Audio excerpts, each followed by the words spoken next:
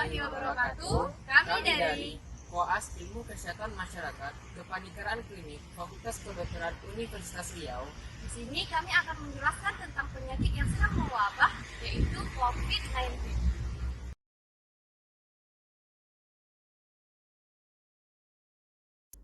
Coronavirus disease atau yang disebut dengan COVID-19 merupakan penyakit saluran pernafasan yang disebabkan oleh SARS-CoV-2.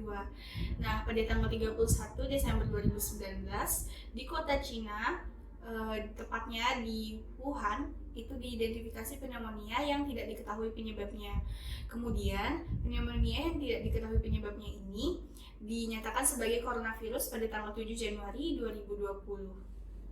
Seiring dengan berkembangnya COVID-19 ini, pada tanggal 30 Januari 2020, WHO menetapkannya sebagai kejadian luar biasa yang mengancam kesehatan penduduk di berbagai negara.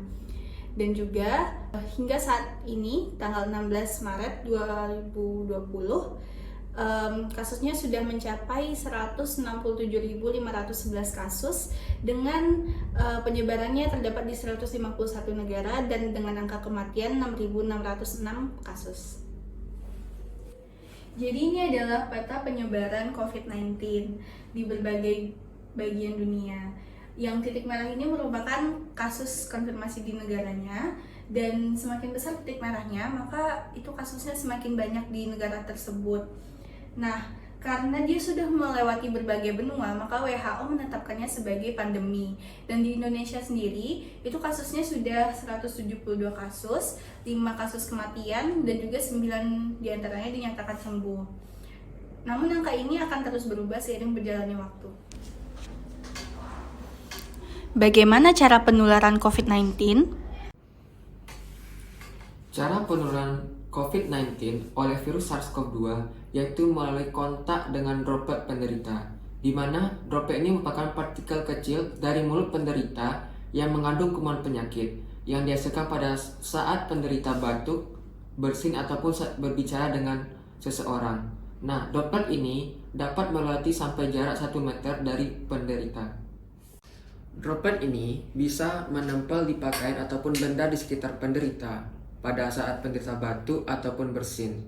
Namun, partikel ini cukup besar sehingga tidak akan bertahan dan mengendap di udara dalam waktu yang lama. Apa saja gejala yang ditimbulkan setelah terinfeksi COVID-19 dan bagaimana pencegahannya? Berikut ini merupakan gejala dan cara pencegahan dari COVID-19. Adapun gejala umum dari COVID-19 yang diderita oleh penderita, yang pertama bisa mengalami batuk, kemudian demam dengan suhu tubuhnya di atas 38 derajat Celcius, kemudian disertai sesak nafas ataupun kesulitan bernafas. Adapun gejala tingkat lanjut dari COVID-19 yaitu merupakan pneumonia, kemudian ada sindrom pernafasan akut dan bisa mengalami gagal ginjal. Sampai saat ini belum ada vaksin untuk mengatasi virus corona. Namun, kita dapat melakukan pencegahan dini dari diri kita sendiri, yaitu dapat melakukan beberapa langkah berikut. Yang pertama, menjaga kebersihan tangan dengan cuci tangan yang benar menggunakan sabun ataupun hand sanitizer. Kemudian, menghindari menyentuh mata, hidung ataupun mulut dengan tangan yang belum kita cuci. Kemudian, menghindari kontak langsung dengan siapapun yang menunjukkan gejala seperti demam ataupun sesak nafas ataupun mengalami batuk. Kemudian menutup mulut ataupun hidung saat batuk ataupun bersin dengan menggunakan tisu atau bisa kita gunakan dengan lengan baju kita. Kemudian kita selalu melakukan disinfeksi ataupun membersihkan permukaan dan benda yang selalu kita sentuh ataupun kita gunakan.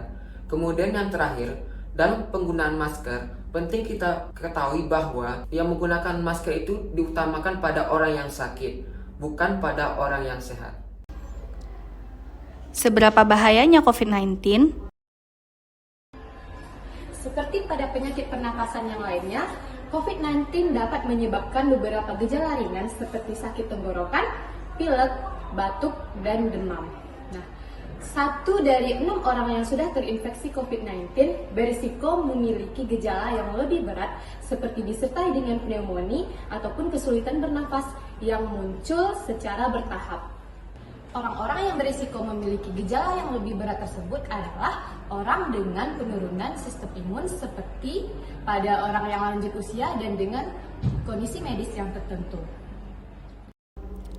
Apakah COVID-19 dapat ditularkan dari orang yang tidak bergejala? Nah, cara utama penularan dari COVID-19 itu adalah melalui droplet. Nah, droplet itu bisa dikeluarkan oleh seseorang yang sedang batuk maupun bersin. Nah, pada saat ini WHO menilai bahwa penularan COVID-19 melalui orang yang tidak memiliki gejala itu sedikit kemungkinannya. Namun, pada saat sekarang ini banyak orang yang sedang teridentifikasi memiliki COVID-19 dan memiliki gejala yang ringan seperti batuk yang ringan atau dia tidak memiliki gejala penyakit apapun. Nah, banyak para ahli sekarang menyelidiki tentang periode masa penularan COVID-19 atau masa inkubasi COVID-19. Apakah virus SARS-CoV-2 yang merupakan penyebab COVID-19 dapat ditularkan melalui udara? COVID-19 disebabkan oleh virus SARS-CoV-2 yang merupakan keluarga besar dari coronavirus penyebab SARS pada tahun 2003. Gejala COVID-19 mirip dengan SARS. Juga angka kasus COVID-19 itu lebih tinggi dibandingkan SARS dan penyebar luasannya lebih cepat dan lebih luas dibandingkan SARS. Hanya saja SARS memiliki angka kematian yang lebih tinggi dibandingkan COVID-19. Berapa lama virus ini bertahan di permukaan benda? Sampai saat ini, belum diketahui dengan pasti berapa lama COVID-19 bertahan di permukaan suatu benda. Namun, menurut studi awal, COVID-19 dapat bertahan hingga beberapa jam tergantung dari luas permukaan benda, suhu, ataupun kelembaban lingkungan. Namun, dapat kita cegah dengan mendisinfektan secara dini, sehingga virus itu tidak dapat menyebar ke orang lain.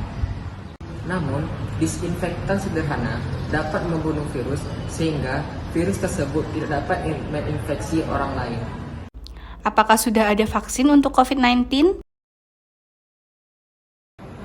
Sampai saat ini, vaksin untuk mencegah infeksi dari COVID-19 belum ditemukan karena masih dalam tahap pengembangan atau uji coba. Siapa saja yang beresiko terinfeksi COVID-19? Nah, orang yang beresiko terkena COVID-19 itu adalah orang yang tinggal atau berpergian ke tempat di mana COVID-19 itu bersirkulasi. Nah, mereka yang terinfeksi adalah orang-orang dalam 14 hari yang belum muncul gejala-gejala COVID-19.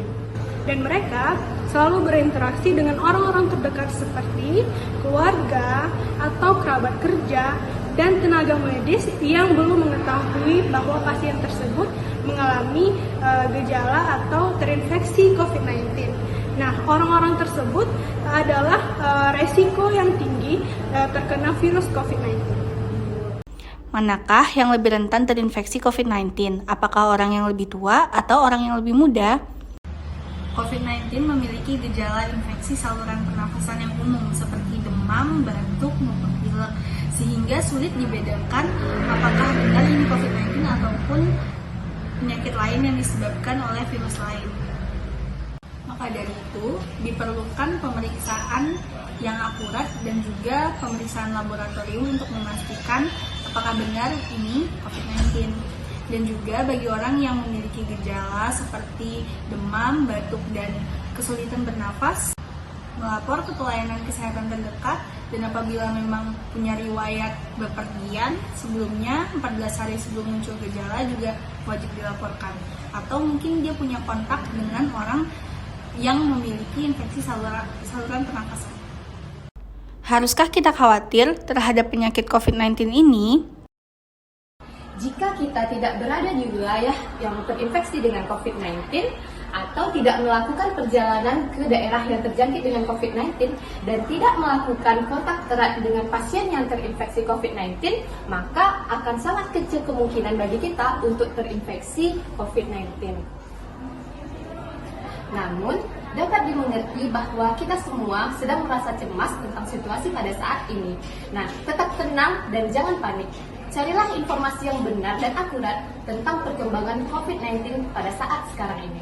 Nah, jika Anda berada di wilayah yang terjangkit COVID-19, maka selalu jaga kesehatan dan kebersihan dan perhatikan informasi dan saran dari pihak-pihak kesehatan yang berwenang. Apakah kita harus selalu menggunakan masker? Untuk penggunaan masker diutamakan bagi orang dengan gejala infeksi saluran pernafasan seperti batuk ataupun pilek, dan juga untuk petugas kesehatan atau untuk mereka yang merawat orang dengan gejala seperti batuk, demam, maupun pilek. Bagaimana cara meningkatkan sistem kekebalan tubuh? Nah, untuk meningkatkan sistem kekebalan tubuh, kita harus meningkatkan pola hidup sehat. Yang pertama adalah istirahat yang cukup. Nah, untuk orang dewasa, istirahat yang cukup itu adalah sekitar 7-8 jam. Sedangkan remaja itu sekitar 9-10 jam. Nah, yang kedua adalah memperbanyak makanan sayur dan buah. Nah, kandungan vitamin dan mineral di dalam buah dan sayur itu akan meningkatkan sistem kekebalan tubuh kita. Nah, yang ketiga adalah berolahraga. Nah, untuk olahraga rekomendasinya adalah 30 menit per hari. Nah, olahraga yang murah dan mudah itu contohnya adalah berlari ataupun berjalan kaki. Nah, yang terakhir adalah hindari stres, hindari rokok, dan jangan meminum alkohol. Bagaimana cara mencuci tangan dan menggunakan masker yang benar? Lakukan pencucian tangan dengan benar. Pertama, siapkan alat yaitu sabun dan hidupkan keran air. Selanjutnya, letakkan sabun di telapak tangan.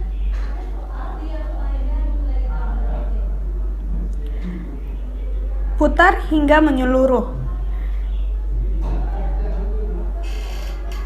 Selanjutnya, bersihkan sela jari bagian luar, kiri dan kanan. Bersihkan sela jari bagian dalam. Selanjutnya, lakukan gerakan seperti mengunci tangan kiri dan kanan. Selanjutnya, bersihkan bagian jempol jari dengan cara memutar tangan kiri dan kanan. Selanjutnya, bersihkan ujung jari dengan gerakan memutar tangan kiri dan kanan. Dan bersihkan dengan air yang mengalir. Lakukan pencucian tangan selama 20 detik dan selanjutnya keringkan dengan tisu. Cara memakai masker dengan benar. Gunakan masker bedah dengan sisi yang berwarna di luar. Pastikan bagian yang terdapat kawat berada di atas. Pakai masker dengan posisi masker menutupi seluruh bagian hidung. Tarik hingga menutupi dagu. Tekuk kawat di bagian atas masker hingga menutupi lekuh tulang hidung. Pastikan tidak ada celah antara masker dan wajah. Hindari menyentuh masker, terutama bagian luar selama pemakaian. Jika tidak sengaja menyentuh, cuci tangan menggunakan sabun. Lepas masker dengan menarik tali bagian belakang. Hindari menyentuh bagian luar masker. Ganti masker setiap terkontaminasi dan terasa lembab.